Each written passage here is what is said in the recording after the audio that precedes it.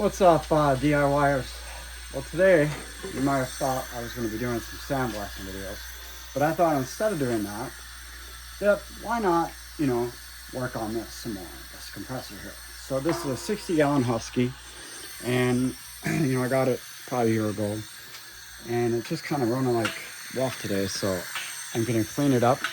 So the first thing I'm going to do is I'm going to go in and I'm going to use my compressed air, because you've got to get all that air out of there, and blow everything out.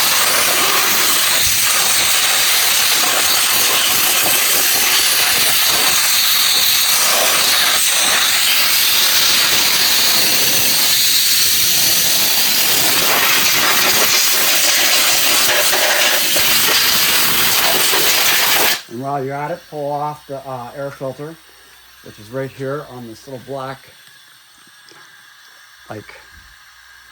intake manifold, filtration. So pop her out. I probably should order a new one because this thing is looking rough. But for now, I'm just going to give it a good blowing with the air. Get it as clean as I can.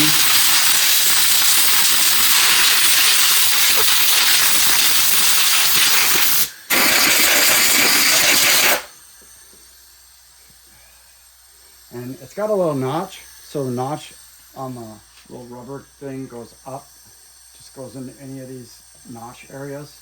And then you line up your high quality cover until it drops to the right spot, which can be kind of tricky.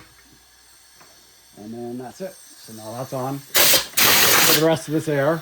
And so for my system, I also have a triple filter thing, which I'm going to show you how to inspect and clean in a minute. So get rid of this air.